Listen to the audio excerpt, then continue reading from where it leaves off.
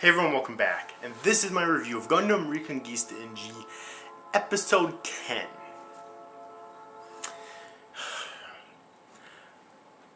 Okay, gotta love that subtle hints at romance development between Ida and Bellary.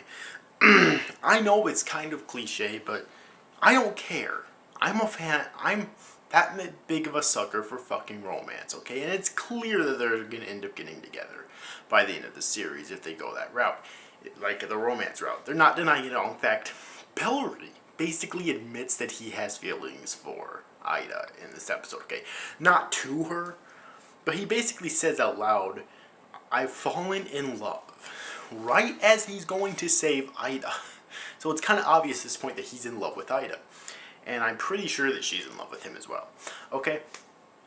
So, that being said, one thing I didn't quite understand this episode was apparently Rariah Monday is, like, she can speak now normally, which I believe is like the first episode we've ever seen her do that.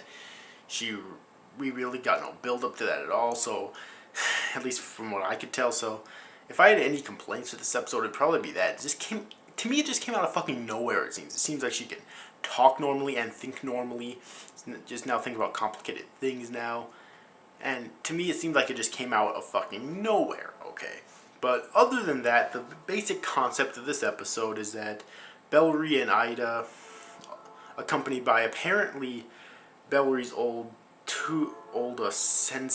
master, or sensei, I don't remember what his name is though, are going on a mission to the capital army. I don't remember exactly what they're going to do.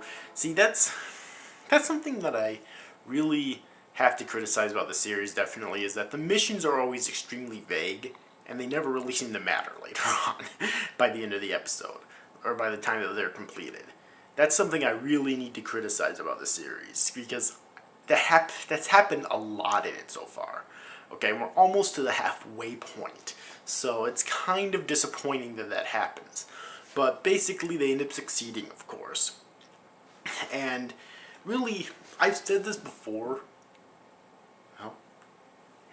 I've said this before and I'll say it again. You watch the series for the fights, mainly. Maybe the romance development if you're into that. And the humor, definitely. And so far, that's really it. Okay, even though supposedly it does take place in the same Gundam timeline, just after Universal Century, you don't really watch it for the plot, mainly. So that's what, and I'm pretty sure that that's the intention of it, which is why I'm kind of letting it go with that. But as always, I love the romance development in this episode. I love the action, and the comedy is really funny, I think. So the three main things that they're really trying to go for here, I think they're doing really good at. So what they're going for, I think it's amazing. Okay, but you can't come into the series with preconceived conceptions, or you're going to be disappointed. Especially if you're an old school Gundam fan, which I am not. So, that being said, and what else is good in this episode? Well, the animation, of course, like always, is amazing during the fights. It really is. And even when there's not fight scenes, I think the animation has had a step up since previous episodes. It's not amazing when there's not fight scenes, but I do think is it only me, or do I think it looks a little bit better when there's not fight scenes than it usually does in this series, which is of course really good. Okay, now apparently I think we learned a little bit more about the G-Self Gundam's powers. It's kind of confusing, but apparently like it has, that backpack gives it lots of abilities, including like leaping really high, and it has boosters in it that aren't really designed for flying, but are more designed just to help it go really fast. I don't know, it's kind of lame. I mean, if those are really all this G-Self Gundam's abilities, unique abilities have to offer, then it's kind of lame because they're not that unique. Okay. Also, was I the only one laughing my ass off at the end, towards the end of the episode, at the end of the fight, when Bellary was inside his Gundam and Ida was inside of her Gundam, and Bellary's Gundam was carrying Ida's Gundam on its back. I'm the only one who fell out of my fucking chair laughing at that. Oh my god. It's like, You know, normally between two characters who are in love with each other, that's something you'd see them do. It's a common cliche, not one that I don't particularly like necessarily, but it's a common cliche. But or if it's like, I don't know, an older sibling carrying a younger sibling because the younger sibling is hurt or something, you know. But in this case, I'll compare it to like two people who are in love with each other, okay? But to see the Gundam doing that, I don't know why. It just made me... I just thought it was fucking hilarious, okay? Am I the only one who thought that? I don't know, but... Either way, though.